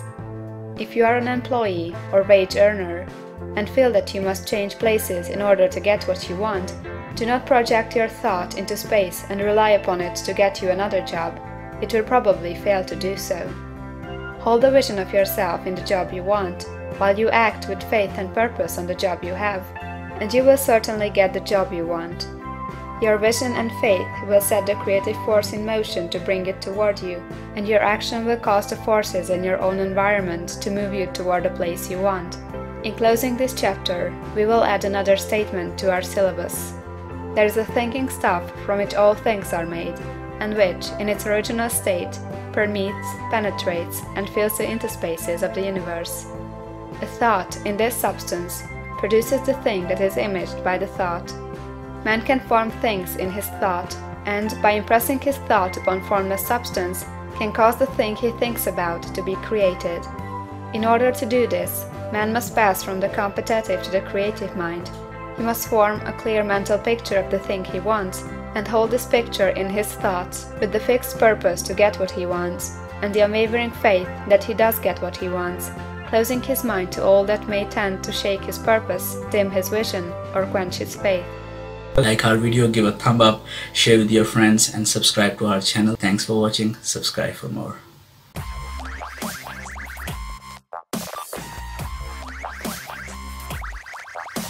Welcome to the world of facts. Efficient action. You must use your thought as directed in previous chapters, and begin to do what you can do where you are, and you must do all that you can do where you are. You can advance only by being larger than your present place, and no man is larger than his present place who leaves undone any of the work pertaining to that place. The world is advanced only by those who more than fill their present places. If no man quite filled his present place, you can see that there must be a going backward in everything. Those who do not quite fill their places are dead weight upon society, government, commerce, and industry. They must be carried along by others at a great expense. The progress of the world is retarded only by those who do not fill the places they are holding. They belong to a former age and a lower stage or plane of life, and their tendency is toward degeneration. No society could advance if every man was smaller than his place. Social evolution is guided by the law of physical and mental evolution. In the animal world, evolution is caused by excess of life. When an organism has more life than can be expressed in the functions of its own plane, it develops the organs of a higher plane, and a new species is originated. There never would have been new species had there not been organisms which more than filled their places. The law is exactly the same for you. Your getting rich depends upon your applying this principle to your own affairs. Every day is either a successful day or a day of failure, and it is the successful days which get you what you want. If every day is a failure, you can never get rich, while if every day is a success, you cannot fail to get rich. If there is something that may be done today, and you do not do it, you have failed in so far as that thing is concerned, and the consequences may be more disastrous than you can imagine. You cannot foresee the results of even the most trivial act. You do not know the workings of all the forces that have been set moving in your behalf. Much may be depending on your doing some simple act. It may be the very thing which is to open the door of opportunity to very great possibilities. You can never know all the combinations which Supreme Intelligence is making for you in the world of things and of human affairs. Your neglect or failure to do some small thing may cause a long delay in getting what you want. Do, every day, all that can be done that day. There is, however, a limitation or qualification of the above that you must take into account. You are not to overwork, nor to rush blindly into your business in the effort to do the greatest possible number of things in the shortest possible time. You are not to try to do tomorrow's work today, nor to do a week's work in a day. It is really not the number of things you do, but the efficiency of each separate action that counts. Every act is, in itself, either a success or a failure. Every act is, in itself, either effective or inefficient. Every inefficient act is a failure, and if you spend your life in doing inefficient acts, your whole life will be a failure. The more things you do, the worse is for you, if all your acts are inefficient ones. On the other hand, every efficient act is a success in itself, and if every act of your life is an efficient one, your whole life must be a success. The cause of failure is doing too many things in an inefficient manner and not doing enough things in an efficient manner. You will see that it is a self-evident proposition that if you do not do any inefficient acts, and if you do a sufficient number of efficient acts, you will become rich. If now it is possible for you to make each act an efficient one, you see again that the getting of riches is reduced to an exact science like mathematics. The matter turns then on the questions whether you can make each separate act a success in itself, and this you can certainly do. You can make each act a success, because all power is working with you, and all power cannot fail. Power is at your service, and to make each act efficient, you have only to put power into it. Every action is either strong or weak, and when everyone is strong, you are acting in a certain way which will make you rich. Every act can be made strong and efficient by holding your vision while you are doing it, and putting the whole power of your faith and purpose into it. It is at this point that people fail to separate mental power from personal action. They use the power of mind in one place and at one time, and they act in another place and at another time. So their acts are not successful in themselves. Too many of them are inefficient. But if all power goes into every act, no matter how commonplace, every act will be a success in itself. And as in the nature of things, every success opens the way to other successes. Your progress toward what you want, and the progress of what you want toward you, will become increasingly rapid. Remember that successful action is cumulative in its results. Since the desire for more life is inherent in all things, when a man begins to move toward larger life, more things attach themselves to him, and the influence of his desire is multiplied. Do every day all that you can do that day, and do each act in an efficient manner. In saying that you must hold your vision while you are doing each act, however trivial or commonplace, I do not mean to say that it is necessary at all times to see the vision distinctly to all its smallest details. It should be the work of your leisure hours to use your imagination on the details of your vision and to contemplate them until they are firmly fixed upon memory. If you wish speedy results, spend practically all your spare time in this practice. By continuous contemplation, you will get the picture of what you want, even to the smallest details, so firmly fixed upon your mind, and so completely transferred to the mind of formless substance, that in your working hours you need only to mentally refer to the picture to stimulate your faith and purpose, and cause your best effort to be put forth. Contemplate your picture in your leisure hours until your consciousness is so full of that you can grasp it instantly. You will become so enthused in its bright promises that the mere thought of it will call forth the strongest energies of your whole being. Let us again repeat our syllabus, and by slightly changing the closing statements, bring it to the point we have now reached. There is a thinking stuff from which all things are made, and which, in its original state, permeates, penetrates, and fills the interspaces of the universe. A thought, in this substance, produces the thing that is imaged by the thought. Man can form things in his thought, and, by impressing his thought upon formless substance, can cause the thing he thinks about to be created. In order to do this, man must pass from the competitive to the creative mind. He must form a clear mental picture of the things he wants, and do, with faith and purpose, all that can be done each day, doing each separate thing in an efficient manner.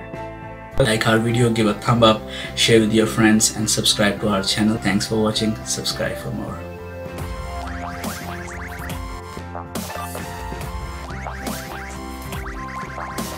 Welcome to the world of facts.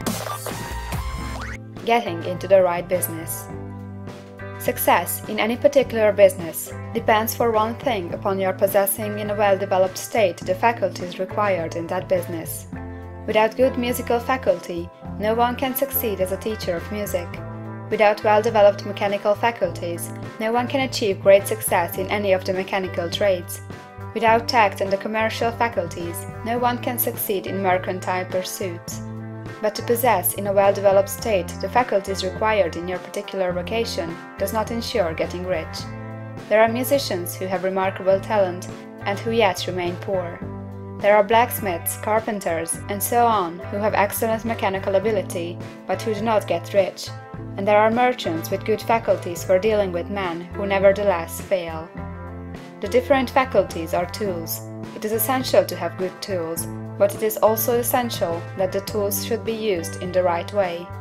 One man can take a sharp saw, a square, a good plane, and so on, and build a handsome article of furniture. Another man can take the same tools and set to work to duplicate the article, but his production will be a botch. He does not know how to use good tools in a successful way. The various faculties of your mind are the tools with which you must do the work which is to make you rich. It will be easier for you to succeed if you get into a business for which you are well equipped with mental tools. Generally speaking, you will do best in that business which will use your strongest faculties, the one for which you are naturally best fitted. But there are limitations to this statement also. No man should regard his vocation as being irrevocably fixed by the tendencies with which he was born. You can get rich in any business, for if you have not the right talent, you can develop that talent. It merely means that you will have to make your tools as you go along, instead of confining yourself to the use of those with which you were born. It will be easier for you to succeed in a vocation for which you already have the talents in a well-developed state, but you can succeed in any vocation, for you can develop any rudimentary talent, and there is no talent of which you have not at least the rudiment. You will get rich most easily in point of effort if you do that for which you are best fitted, but you will get rich most satisfactory if you do that which you want to do. Doing what you want to do is life, and there is no real satisfaction in living if we are compelled to be forever doing something which we do not like to do, and can never do what we want to do. And it is certain that you can do what you want to do. The desire to do it is proof that you have within you the power which can do it. Desire is a manifestation of power.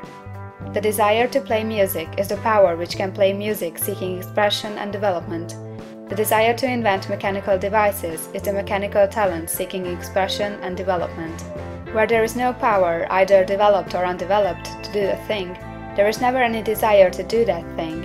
And where there is strong desire to do a thing, it is certain proof that the power to do it is strong, and only requires to be developed and applied in the right way. All things else being equal, it is best to select the business for which you have the best developed talent.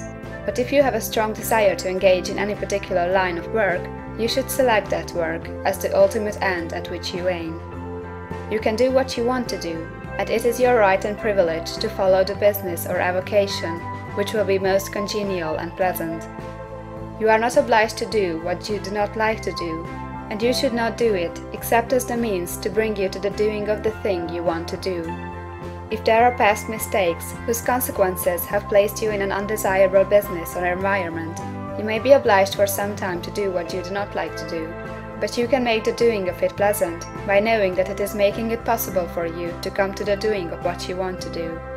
If you feel that you are not in the right vocation, do not act too hastily in trying to get into another one. The best way generally to change business or environment is by growth. Do not be afraid to make a sudden and radical change if the opportunity is presented, and you feel after careful consideration that it is the right opportunity. But never take sudden or radical action when you are in doubt as to the wisdom of doing so.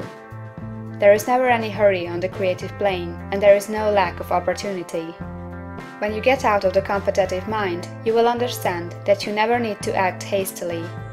No one else is going to beat you to the thing you want to do. There is enough for all. If one space is taken, another and a better one will be opened for you a little farther on. There is plenty of time. When you are in doubt, wait. Fall back on the contemplation of your vision, and increase your faith and purpose, and by all means, in times of doubt and indecision, cultivate gratitude. A day or two spent in contemplating the vision of what you want, and in earnest thanksgiving that you are getting it, will bring your mind into such close relationship with the Supreme that you will make no mistake when you do act. There is a mind which knows all there is to know, and you can come into close unity with this mind by faith and the purpose to advance in life, if you have deep gratitude. Mistakes come from acting hastily, or from acting in fear or doubt. or in forgetfulness of the right motive, which is more life to all and less to none. As you go on in the certain way, opportunities will come to you in increasing number, and you will need to be very steady in your faith and purpose, and to keep in close touch with the All-Mind by reverent gratitude. Do all that you can do in a perfect manner every day, but do it without haste, worry, or fear. Go as fast as you can, but never hurry. Remember that in the moment you begin to hurry, you cease to be a creator and become a competitor. You drop back upon the old plane again. Whenever you find yourself hurrying, call a halt. Fix your attention on the mental image of the thing you want, and begin to give thanks that you are getting it. The exercise of gratitude will never fail to strengthen your faith and renew your purpose. Like our video, give a thumb up, share with your friends, and subscribe to our channel. Thanks for watching. Subscribe for more.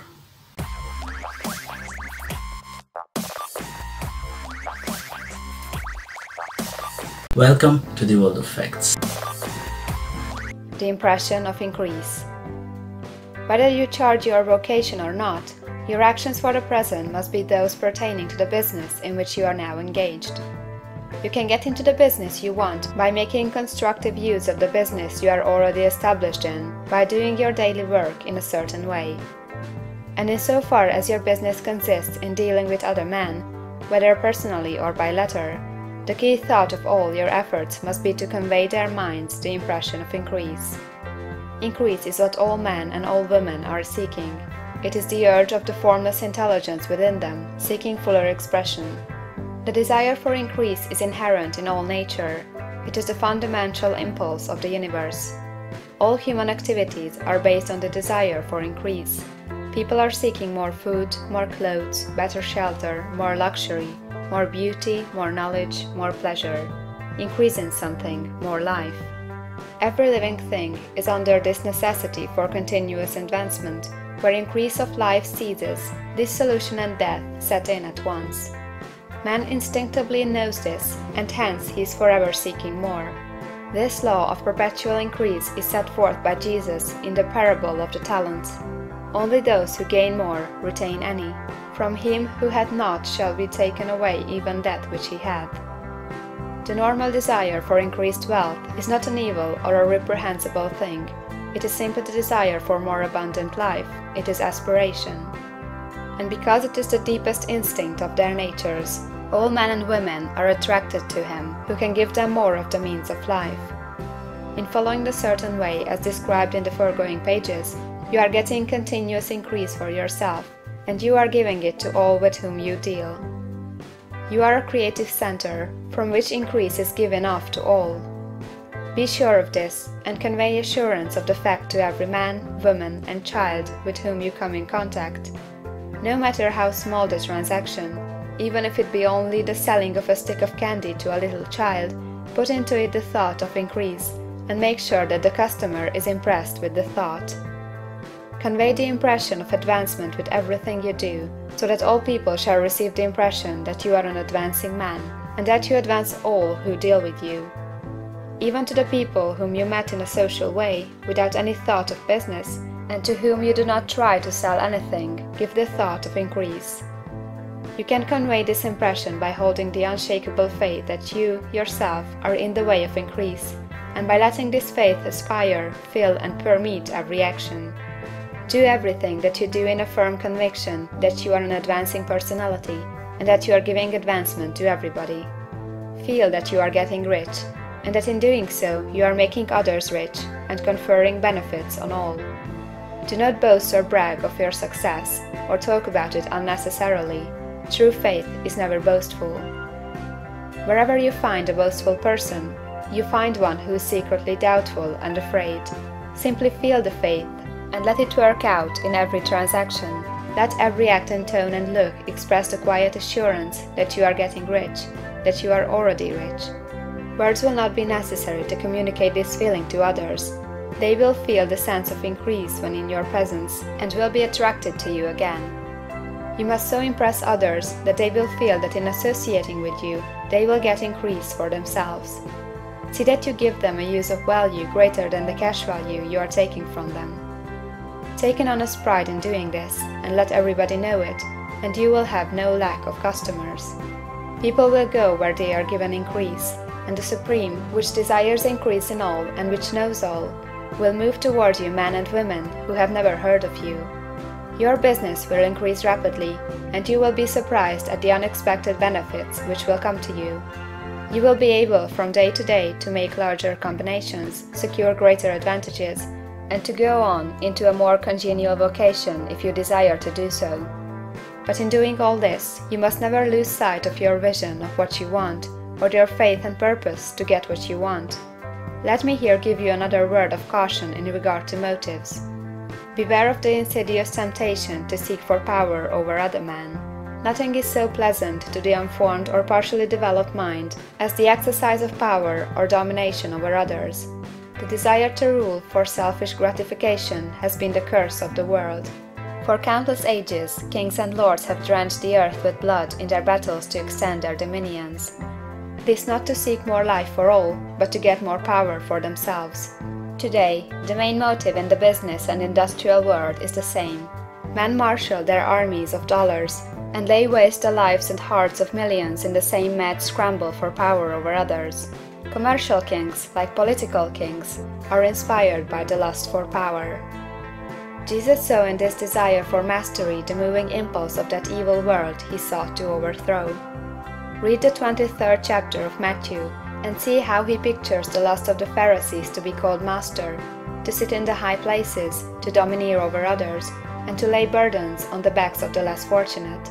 And note how he compares this lust for domination with the brotherly seeking for the common good to which he calls his disciples.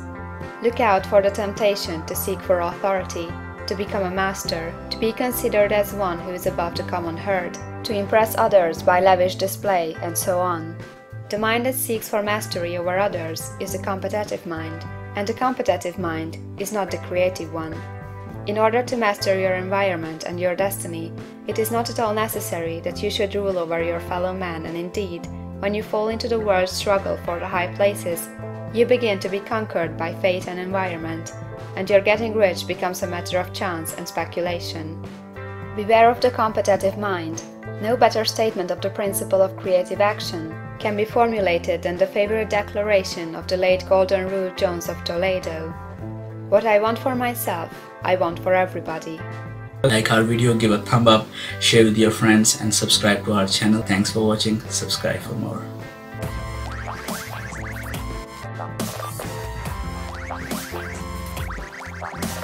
Welcome to the world of facts. The Advancing Man. What I have said in the last chapter applies as well to the professional man and the wage earner as to the man who is engaged in mercantile business. No matter whether you are a physician, a teacher, or a clergyman, if you can give increase of life to others and make them sensible of the fact, they will be attracted to you and you will get rich. The physician who holds the vision of himself as a great and successful healer, and who works toward the complete realization of that vision with faith and purpose as described in the former chapters, will come into such close touch with the source of life that he will be phenomenally successful. Patients will come to him in throngs. No one has a greater opportunity to carry into effect the teaching of this book than the practitioner of medicine, together with allied sciences of being well, of being great, and of winning love, and who teaches these details from the pulpit will never lack for a congregation. This is the gospel that the world needs. It will give increase of life, and men will hear it gladly, and will give liberal support to the man who brings it to them. What is now needed is the demonstration of science of life from the pulpit. We want preachers who can not only tell us how, but who in their own persons will show us how. We need the preacher who will himself be rich, healthy, great, and beloved, to teach us how to attain these things, and when he comes he will find a numerous and loyal following. The same is true for the teacher who can inspire the children with the faith and purpose of the advancing life. He will never be out of a job, and any teacher who has this faith and purpose can give it to his pupils. He cannot help giving it to them if it is a part of his own life and practice. What is true of the teacher, preacher, and physician is true of the lawyer, dentist, real estate man, insurance agent, of everybody. The combined mental and personal action I have described is infallible. It cannot fail. Every man and woman who follows these instructions steadily, perseveringly, and to the letter will get rich. The law of the increase of life is as mathematically certain in its operation as the law of gravitation. Getting rich is an exact science. The wage earner will find this as true of his case as of any of the others mentioned. Do not feel that you have no chance to get rich because you are working where there is no visible opportunity for advancement, where wages are small and the cost of living high.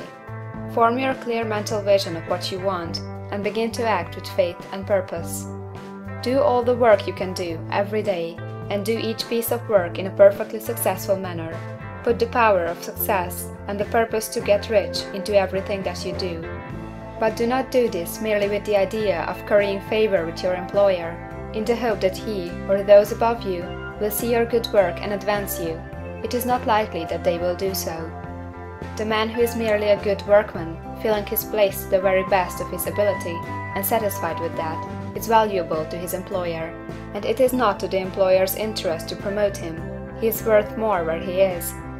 To secure advancement, something more is necessary than to be too large for your place.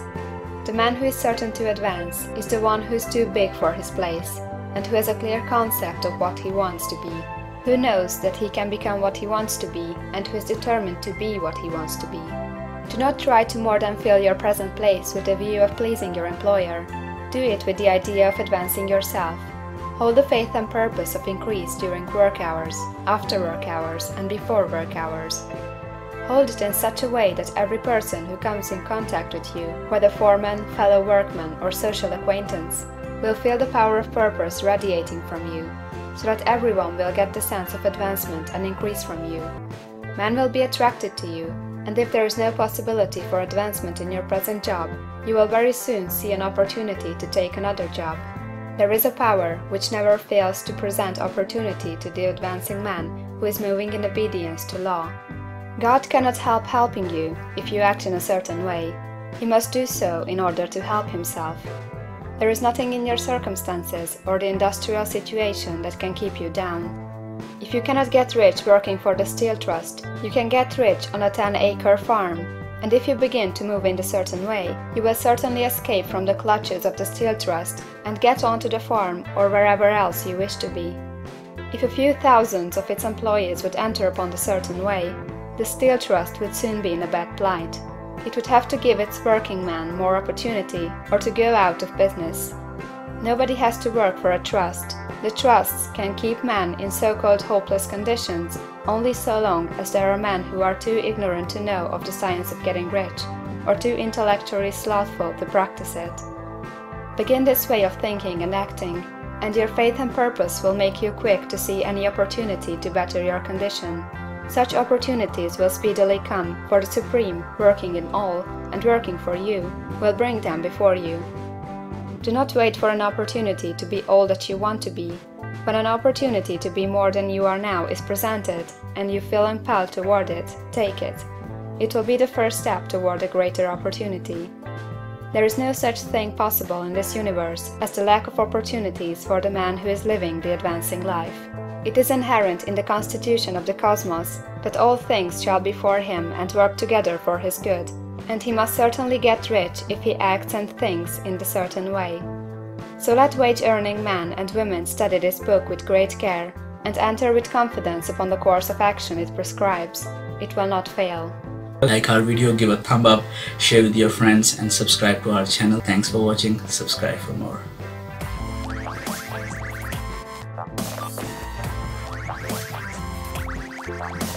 Welcome to the world of facts.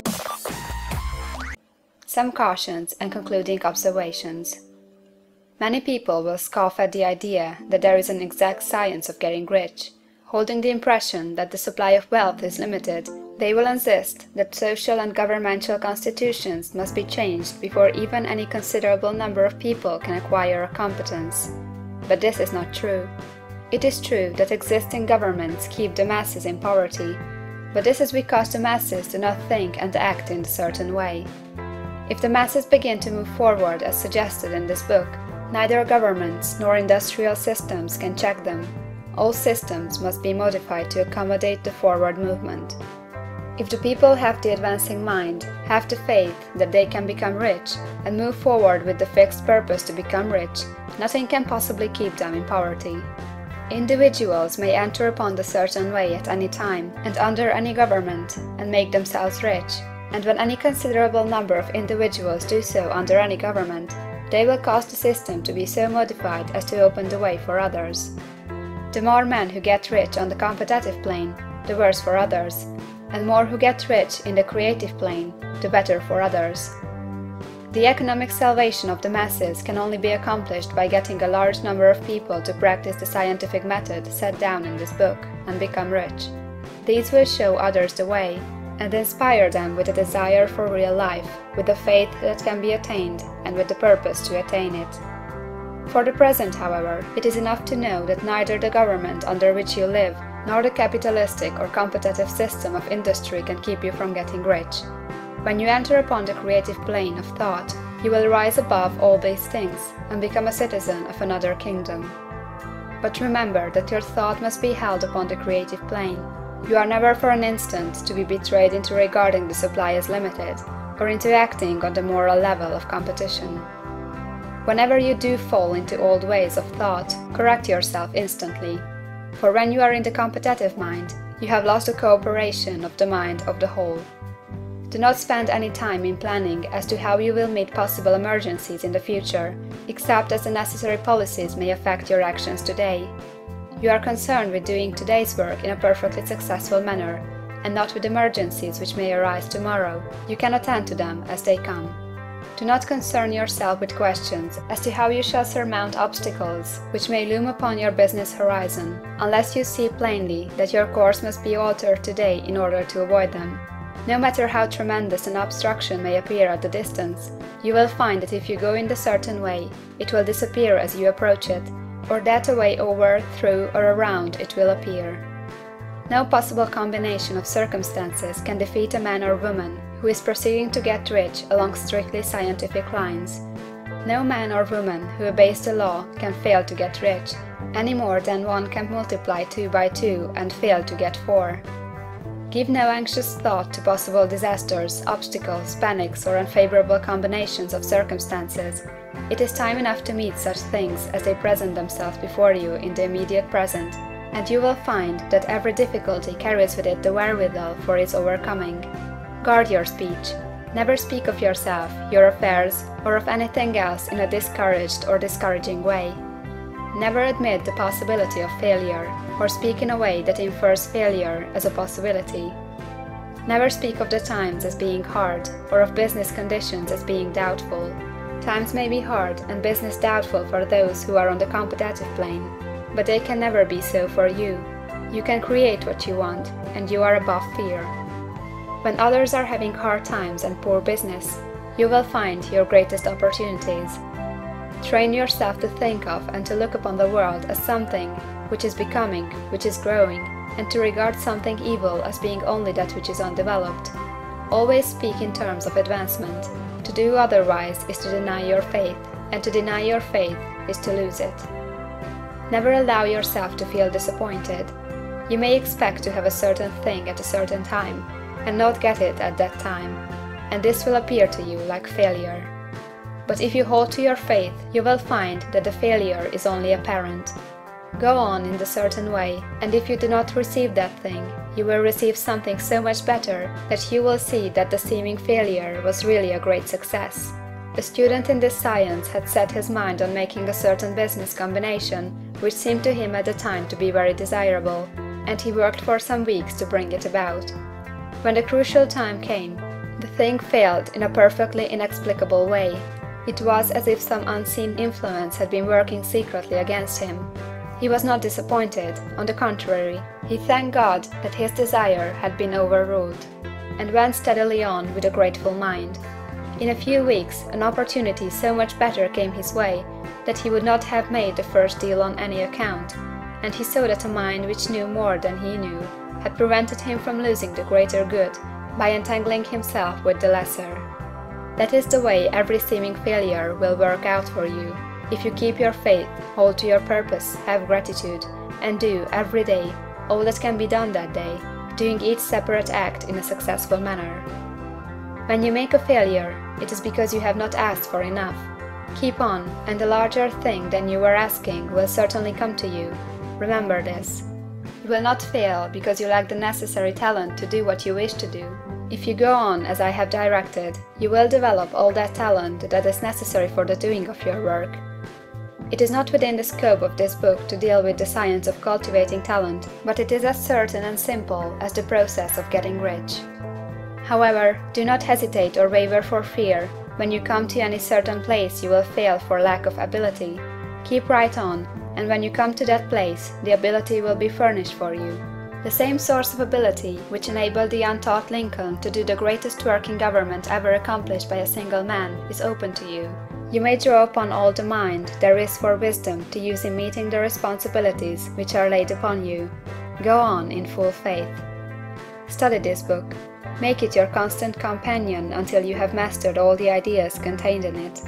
While you are getting firmly established in this faith, you will do well to give up most recreations and pleasure, and to stay away from places where ideas conflicting with these are advanced in lectures or sermons.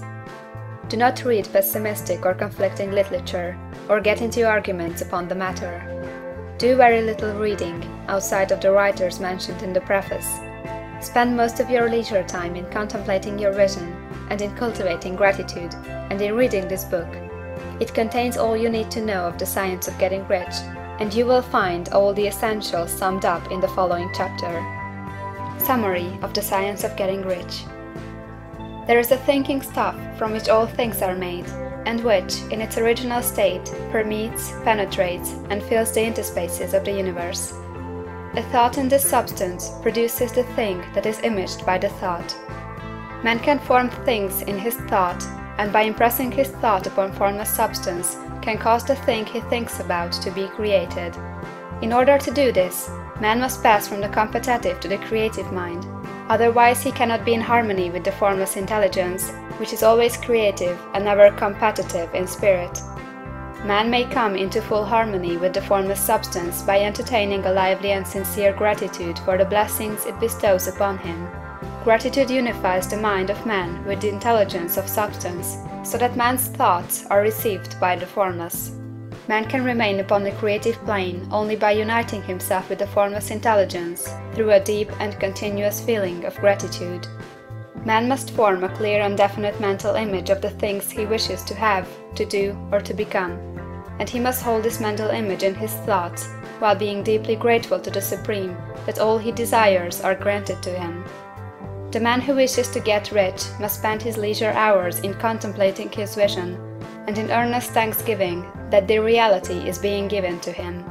Too much stress cannot be laid on the importance of frequent contemplation of the mental image, coupled with unwavering faith and devout gratitude. This is the process by which the impression is given to the formless, and the creative forces set in motion. The creative energy works through the established channels of natural growth and of the industrial and social order. All that is included in his mental image will surely be brought to the man who follows the instructions given above, and whose faith does not waver. What he wants will come to him through the ways of established trade and commerce. In order to receive his own when it shall come to him, man must be active, and this activity can only consist in more than filling his present place. He must keep in mind the purpose to get rich through the realization of his mental image, and he must do every day all that can be done that day, taking care to do each act in a successful manner. He must give to every man a use value in excess of the cash value he receives, so that each transaction makes for more life, and he must so hold the advancing thought that the impression of increase will be communicated to all with whom he comes in contact. The men and women who practice the foregoing instructions will certainly get rich, and the riches they receive will be in exact proportion to the definiteness of their vision, the fixity of their purpose, the steadiness of their faith, and the depth of their gratitude. Like our video, give a thumb up, share with your friends, and subscribe to our channel. Thanks for watching. Subscribe for more.